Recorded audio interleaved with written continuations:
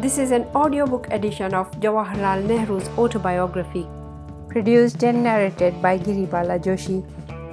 Chapter 35, Karachi Congress. Gandhiji learnt indirectly of my distress, and the next morning he asked me to accompany him in his usual walk. We had a long talk, and he tried to convince me that nothing vital had been lost, no surrender of principle made. He interpreted Clause 2 of the agreement in a particular way so as to make it fit in with our demand for independence, relying chiefly on the words in it, "in the interests of India." The interpretation seemed to me to be a forced one, and I was not convinced, but I was somewhat soothed by his talk. The merits of the agreement apart, I told him that his way of springing surprises upon us frightened me. There was something unknown about him which, in spite of the closest association for 14 years, I could not understand at all, and which filled me with apprehension. He admitted the presence of this unknown element in him, and said that he himself could not answer for it, or foretell what it might lead to. For a day or two I wobbled, not knowing what to do. There was no question of opposing or preventing that agreement then. That stage was past, and all I could do was to dissociate myself theoretically from it, though accepting it as a matter of fact. That would have soothed my personal vanity, but how did it help the larger issue? Would it not be better to accept gracefully what had been done and put the most favourable interpretation upon it, as Gandhiji had done? In an interview to the press immediately after the agreement, he had stressed that interpretation and that we stood completely by independence. He went to Lord Irwin and made this point quite clear, so that there might be no misapprehension then or in the future. In the event of the Congress sending any representative to the Round Table Conference, he told him, it could only be on this basis and to advance this claim. Lord Irwin could not, of course, admit the claim, but he recognized the right of the Congress to advance it. So I decided, not without great mental conflict and physical distress, to accept the agreement and work for it wholeheartedly. There appeared to me to be no middle way. In the course of Gandhiji's interviews with Lord Irwin prior to the agreement as well as after, he had pleaded for the release of political prisoners other than the civil disobedience prisoners. The latter were going to be discharged as part of the agreement itself. But there were thousands of others, both those convicted after trial and détenus kept without any charge, trial, or conviction. Many of these détenus had been kept so for years, and there had always been a great deal of resentment all over India, and especially in Bengal, which was most affected, at this method of imprisonment without trial. Like the Chief of the General Staff in Penguin Island, or was it in the Dreyfus case, the Government of India believed that no proofs are the best proofs. No proofs cannot be disproved. The détenus were alleged by the government to be actual or potential revolutionaries of the violent type. Gandhiji had pleaded for their release, not necessarily as part of the agreement, but as eminently desirable in order to relieve political tension and establish a more normal atmosphere in Bengal. But the government was not agreeable to this. Nor did the government agree to Gandhiji's hard pleading for the commutation of Bhagat Singh's death sentence. This also had nothing to do with the agreement, and Gandhiji pressed for it separately because of the very strong feeling all over India on this subject. He pleaded in vain.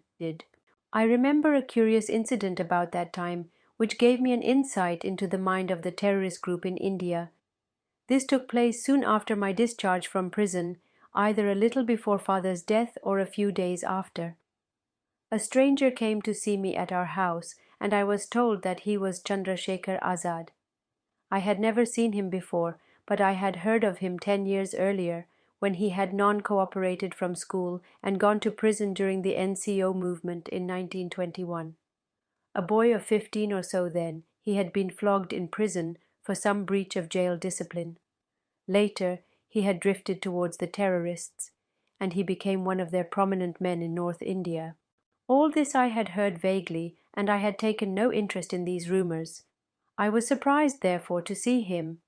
He had been induced to visit me because of the general expectation, owing to our release, that some negotiations between the government and the Congress were likely. He wanted to know if, in case of a settlement, his group of people would have any peace? Would they still be considered and treated as outlaws, hunted out from place to place with a price on their heads and the prospect of the gallows ever before them? Or was there a possibility of their being allowed to pursue peaceful vocations? He told me that as far as he was concerned, as well as many of his associates, they were convinced now that purely terrorist methods were futile and did no good. He was not, however, prepared to believe that India would gain her freedom wholly by peaceful methods. He thought that some time in the future a violent conflict might take place, but this would not be terrorism. He ruled out terrorism as such, so far as the question of Indian freedom was concerned. But then, he added, what was he to do when no chance was given him to settle down, as he was being hounded all the time? Many of the terroristic acts that had occurred recently, according to him, were purely in self-defense. I was glad to learn from Azad, and I had confirmation of this subsequently, that the belief in terrorism was dying down.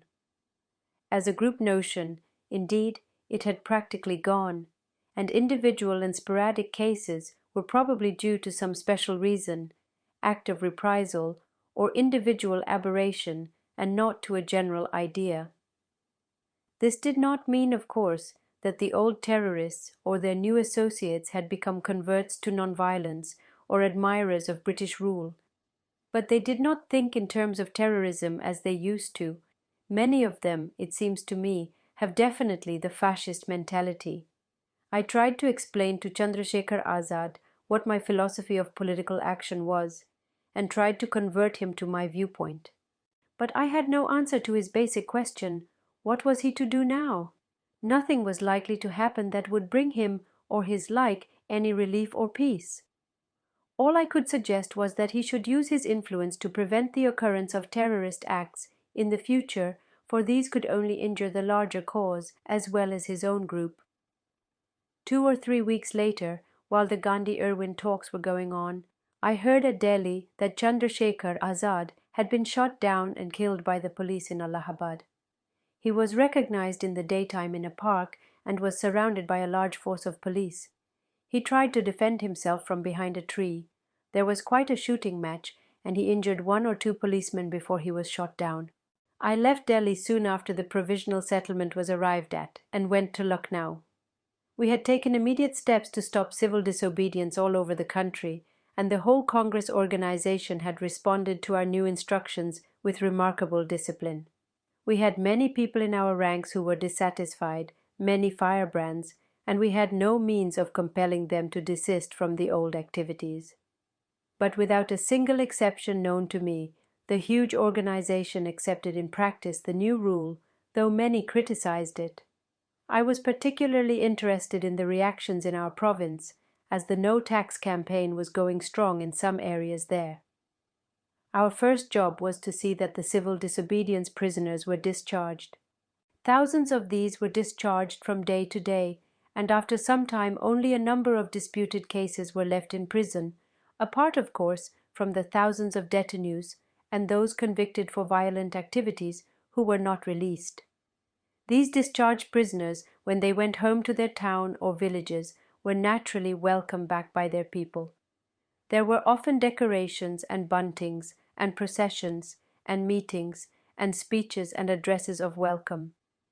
It was all very natural and to be expected, but the change was sudden from the time when the police lathi was always in evidence and meetings and processions were forcibly dispersed. The police felt rather uncomfortable, and probably there was a feeling of triumph among many of our people who came out of jail.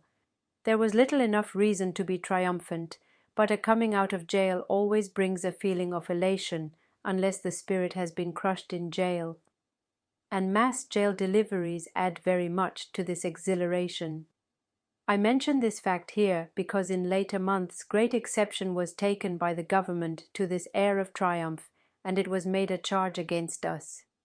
Brought up and living always in an authoritarian atmosphere, with a military notion of government and with no roots or supports in the people, nothing is more painful to them than a weakening of what they consider their prestige.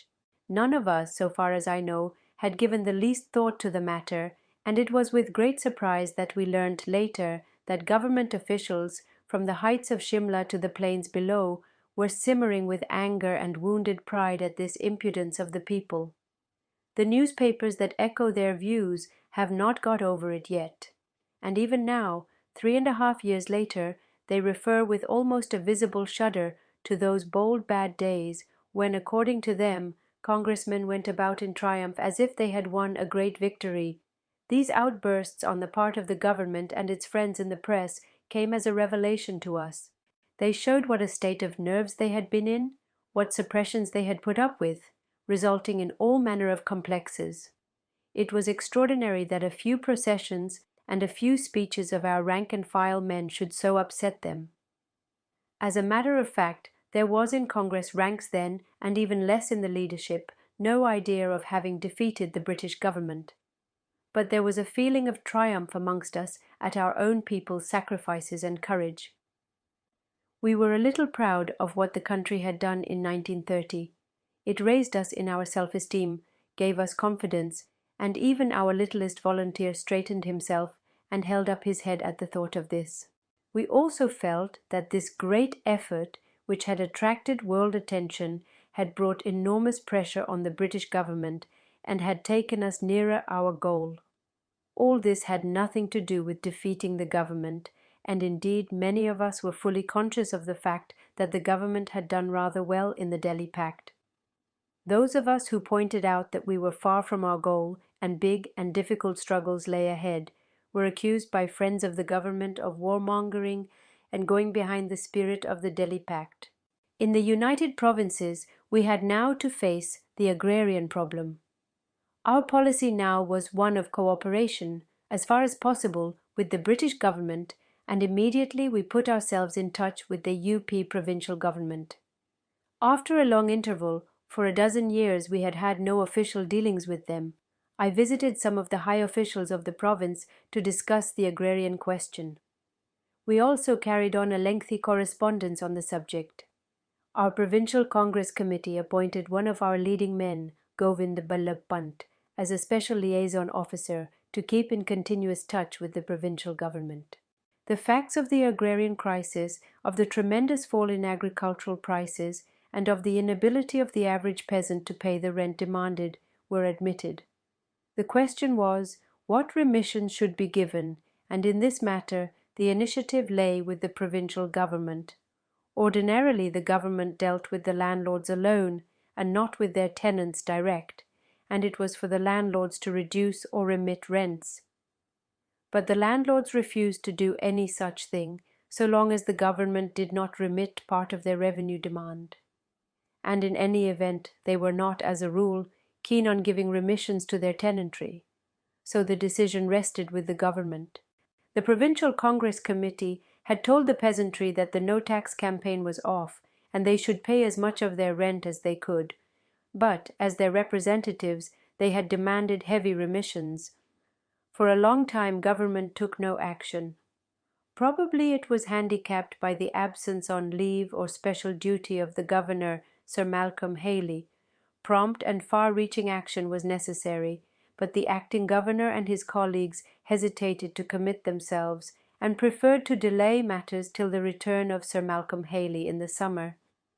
This indecision and delay made a difficult situation worse and resulted in much suffering for the tenantry. I had a little breakdown in health soon after the Delhi Pact. Even in jail I had been unwell, and then the shock of father's death, followed immediately by the long strain of the Delhi negotiations, proved too much for my physical health. I recovered somewhat for the Karachi Congress. Karachi is far to the northwest of India, difficult of access, and partly cut off from the rest of the country by desert regions. But it attracted a great gathering from distant parts, and truly represented the temper of the country at the moment. There was a feeling of quiet but deep satisfaction at the growing strength of the national movement in India. Pride in the Congress organization, which had so far worthily responded to the heavy calls made on it and fully justified itself by its disciplined sacrifice. A confidence in our people and a restrained enthusiasm. At the same time, there was a heavy sense of responsibility at the tremendous problems and perils ahead. Our words and resolutions were now the preludes to action on a national scale and could not be lightly uttered or passed. The Delhi Pact, though accepted by the great majority, was not popular or liked, and there was a fear that it might lead us to all manner of compromising situations. Somehow it seemed to take away from the clarity of the issues before the country. On the very eve of the Congress, a new element of resentment had crept in, the execution of Bhagat Singh. This feeling was especially marked in North India, and Karachi, being itself in the north, had attracted large numbers of people from the Punjab. The Karachi Congress was an even greater personal triumph for Gandhiji than any previous Congress had been. The president, Sardar Vallabhbhai Patel, was one of the most popular and forceful men in India, with the prestige of victorious leadership in Gujarat, but it was the Mahatma who dominated the scene. The Congress also had a strong contingent of red shirts from the frontier province under the leadership of Abdul Ghaffar Khan. These red shirts were popular and drew a cheer wherever they went, for India had been impressed by their extraordinary and peaceful courage in the face of great provocation from April 1930 onwards. The name Red Shirts led some people to think quite wrongly that they were communists or left-wing laborites. As a matter of fact, their name was Khudai Khidmatgar, and this organization had allied itself to the Congress. Later in 1931, they were to become integral parts of the Congress organization. They were called Red Shirts simply because of their rather primitive uniforms, which were red. They had no economic policy in their program, which was nationalistic and also dealt with social reform. The principal resolution at Karachi dealt with the Delhi Pact and the Round Table Conference. I accepted it, of course, as it emerged from the working committee, but when I was asked by Gandhiji to move it in the open Congress, I hesitated. It went against the grain, and I refused at first, and then this seemed a weak and unsatisfactory position to take up. Either I was for it or against it, and it was not proper to prevaricate or leave people guessing in the matter. Almost at the last moment, a few minutes before the resolution was taken up in the open Congress, I decided to sponsor it. In my speech I tried to lay before the great gathering quite frankly what my feelings were and why I had wholeheartedly accepted that resolution and pleaded with them to accept it. That speech, made on the spur of the moment and coming from the heart, and with little of ornament or fine phrasing in it, was probably a greater success than many of my other efforts, which had followed a more careful preparation. I spoke on other resolutions too, notably on the Bhagat Singh resolution and the one on fundamental rights and economic policy. The latter resolution interested me especially, partly because of what it contained, and even more so because it represented a new outlook in the Congress. So far the Congress had thought along purely nationalist lines, and had avoided facing economic issues, except in so far as it encouraged cottage industries and Swadeshi generally. In the Karachi resolution it took a step, a very short step, in a socialist direction by advocating nationalization of key industries and services and various other measures to lessen the burden on the poor and increase it on the rich. This was not socialism at all, and a capitalist state could easily accept almost everything contained in that resolution. This very mild and prosaic resolution evidently made the big people of the government of India furiously to think. Perhaps they even pictured, with their usual perspicacity, the red gold of the Bolsheviks stealing its way into Karachi and corrupting the Congress leaders. Living in a kind of political harem, cut off from the outer world and surrounded by an atmosphere of secrecy, their receptive minds love to hear tales of mystery and imagination. And then these stories are given out in little bits, in a mysterious manner, through favored newspapers, with a hint that much more could be seen if only the veil were lifted. In this approved and well-practiced manner, frequent references have been made to the Karachi Resolution on Fundamental Rights, etc., and I can only conclude that they represent the government view of this resolution. The story goes that a certain mysterious individual with communist affiliations drew up this resolution, or the greater part of it, and thrust it down upon me at Karachi. That thereupon I issued an ultimatum to Mr. Gandhi to accept this or to free my opposition on the Delhi Pact issue, and Mr. Gandhi accepted it as a SOP to me and forced it down on a tired Subjects Committee and Congress on the concluding day. The name of the mysterious individual has, so far as I know, not been directly mentioned, but numerous hints make it quite clear who is meant. Not being myself used to ways of mystery and roundabout methods of expression, I might as well state that this person seems to be M.N. Roy. It would be interesting to know, and instructive to the big ones of Shimla and Delhi to find out what M.N. Roy or any other person communistically inclined thinks of that very innocent Karachi resolution. It may surprise them to discover that any such person is rather contemptuous of the resolution because, according to him, it is a typical product of a bourgeois reformist mentality. So far as Mr. Gandhi is concerned, I have had the privilege of knowing him pretty intimately for the last 17 years, and the idea of my presenting ultimatums to him or bargaining with him seems to me monstrous. We may accommodate ourselves to each other, or we may, on a particular issue, part company, but the methods of the marketplace can never affect our mutual dealings. The idea of getting the Congress to pass a resolution of this kind was an old one. For some years the UP Provincial Congress Committee had been agitating in the matter and trying to get the AICC to accept a socialist resolution. In 1929, it succeeded to some extent in getting the AICC to accept the principle. Then followed civil disobedience. During my early morning talks in Delhi with Gandhiji in February and March 1931, I had referred to this matter, and he had welcomed the idea of having a resolution on economic matters. He asked me to bring the matter up at Karachi and to draft a resolution and show it to him there. I did so at Karachi, and he made various changes and suggestions.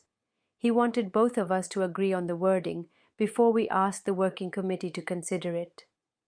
I had to make several drafts, and this delayed matters for a few days, and we were otherwise very much occupied with other matters. Ultimately, Gandhiji and I agreed on a draft, and this was placed before the working committee and later before the Subjects Committee. It is perfectly true that it was a new subject for the Subjects Committee, and some members were surprised.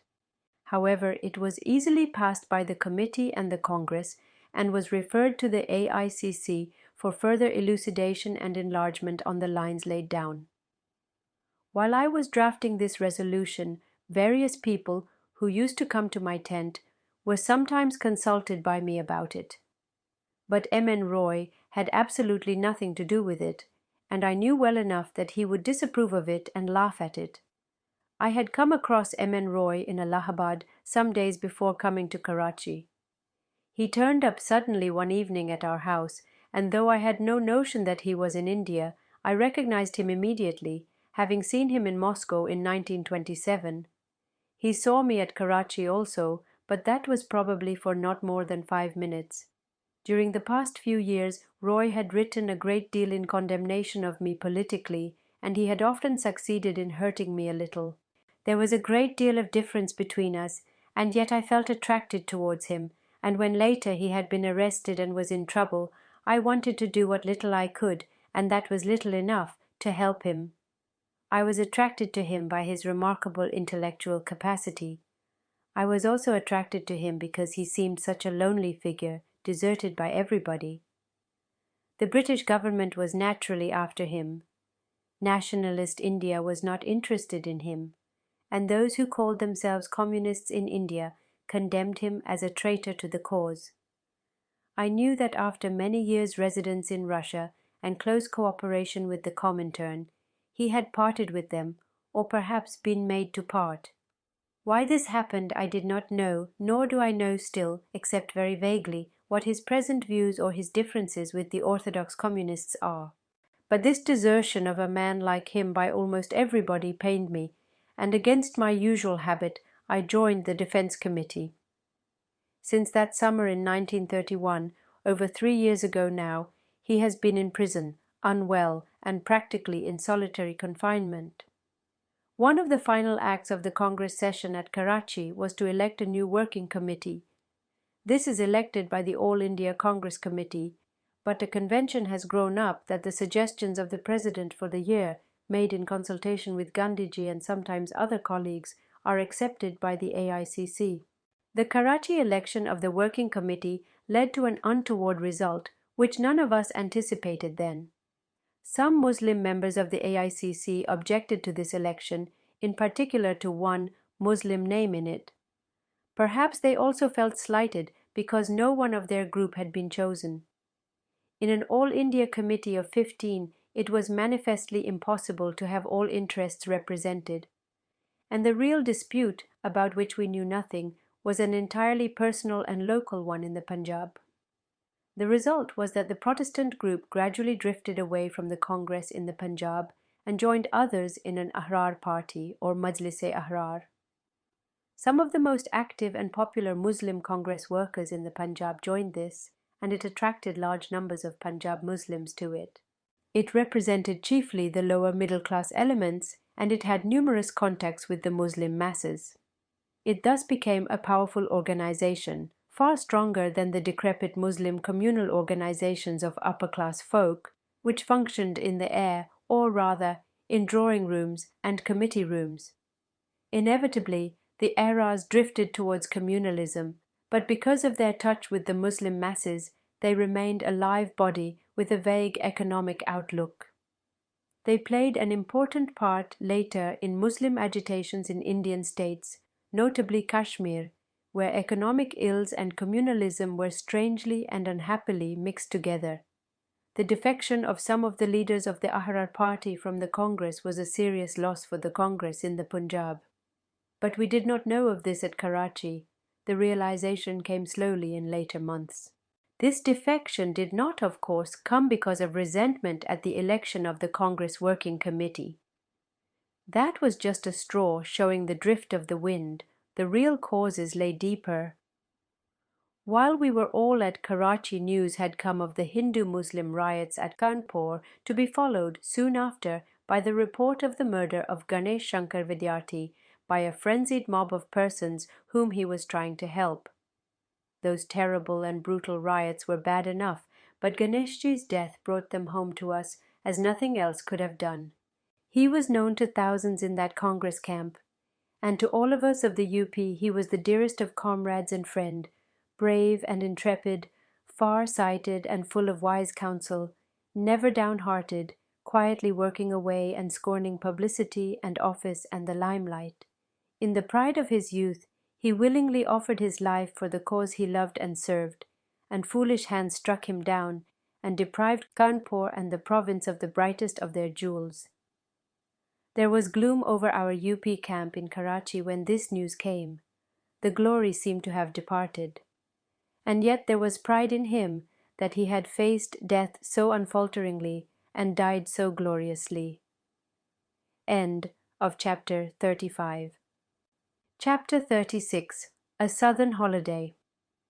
My doctors urged me to take some rest and go for a change, and I decided to spend a month in Ceylon. India, huge as the country is, did not offer a real prospect of change or mental rest, for wherever I might go I would probably come across political associates, and the same problems would pursue me. Ceylon was the nearest place within reach of India, and so to Ceylon we went, Kamla, Indira and I.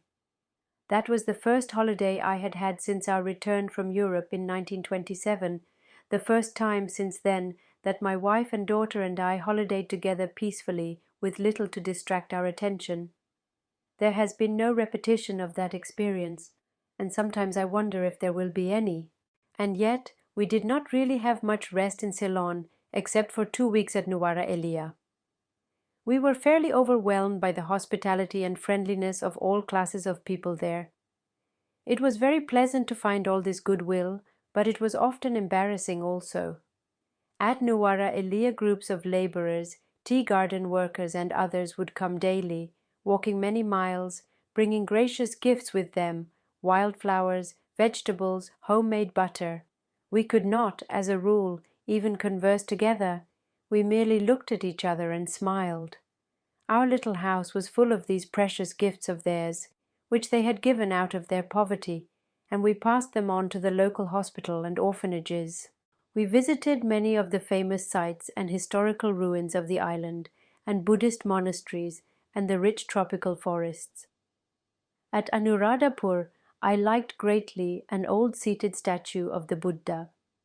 A year later, when I was in Dehradun jail, a friend in Ceylon sent me a picture of this statue, and I kept it on my little table in my cell. It became a precious companion for me, and the strong, calm features of Buddha's statue soothed me and gave me strength and helped me to overcome many a period of depression. Buddha has always had a great appeal for me. It is difficult for me to analyze this appeal, but it is not a religious appeal, and I am not interested in the dogmas that have grown up around Buddhism. It is the personality that has drawn me. So also the personality of Christ has attracted me greatly. I saw many Buddhist bhikkhus, monks, in their monasteries and on the highways, meeting with respect wherever they went. The dominant expression of almost all of them was one of peace and calm, a strange detachment from the cares of the world. They did not have intellectual faces, as a rule, and there was no trace of the fierce conflicts of the mind on their countenances. Life seemed to be for them a smooth-flowing river moving slowly to the great ocean. I looked at them with some envy, with just a faint yearning for a haven, but I knew well enough that my lot was a different one, cast in storms and tempests. There was to be no haven for me, for the tempests within me were as stormy as those outside. And if perchance I found myself in a safe harbour, protected from the fury of the winds, would I be contented or happy there? For a little while the harbour was pleasant, and one could lie down and dream and allow the soothing and enervating charm of the tropics to steal over one. Ceylon fitted in with my mood then, and the beauty of the island filled me with delight. Our month of holiday was soon over, and it was with real regret that we bade good-bye. So many memories come back to me of the land and her people. They have been pleasant companions during the long, empty days in prison. One little incident lingers in my memory. It was near Jaffna, I think. The teachers and boys of a school stopped our car and said a few words of greeting. The ardent, eager faces of the boys stood out, and then one of their number came to me, shook hands with me, and without question or argument said, "I will not falter." That bright young face with shining eyes, full of determination, is imprinted in my mind. I do not know who he was. I have lost trace of him. But somehow I have the conviction that he will remain true to his word and will not falter when he has to face life's difficult problems. From Ceylon we went to South India, right to the southern tip at Cape Comorin. Amazingly peaceful it was there, and then through Travancore, Cochin, Malabar, Mysore, Hyderabad, mostly Indian states, some the most progressive of their kind, some the most backward. Travancore and Cochin, educationally far in advance of British India, Mysore probably ahead industrially, Hyderabad almost a perfect feudal relic. We received courtesy and welcome everywhere, both from the people and the authorities, but behind that welcome I could sense the anxiety of the latter lest our visit might lead the people to think dangerously. Mysore and Travancore seemed to give some civil liberty and opportunities of political work at the time. In Hyderabad even this was wholly absent, and I felt, in spite of the courtesy that surrounded us, stifled and suffocated. Latterly the Mysore and Travancore governments have withdrawn even the measure of civil liberty and political activity that they had previously permitted. In Bangalore, in the Mysore state, I had hoisted at a great gathering a national flag on an enormous iron pole. Not long after my departure, this pole was broken up into bits, and the Mysore government made the display of the flag an offence. This ill treatment and insult of the flag I had hoisted pained me greatly. In Travancore today, even the Congress has been made an unlawful association, and no one can enroll ordinary members for it, although in British India it is now lawful since the withdrawal of civil disobedience. Thus both Mysore and Travancore are crushing ordinary peaceful political activity and have taken back some facilities they had previously allowed. They have moved backwards. Hyderabad had no necessity for going back or withdrawing facilities, for it had never moved forward at all or given any facility of the kind. Political meetings are unknown in Hyderabad, and even social and religious gatherings are looked upon with suspicion, and special permission has to be taken for them. There are no newspapers worthy of the name issued there, and in order to prevent the germs of corruption from coming from outside, a large number of newspapers published in other parts of India are prevented entry. So strict is this policy of exclusion that even moderate journals are excluded. In Cochin, we visited the quarter of the White Jews, as they are called, and saw one of the services in their old tabernacle. The little community is very ancient and very unique. It is dwindling in numbers. The part of Cochin they live in, we were told, resembled ancient Jerusalem. It certainly had an ancient look about it.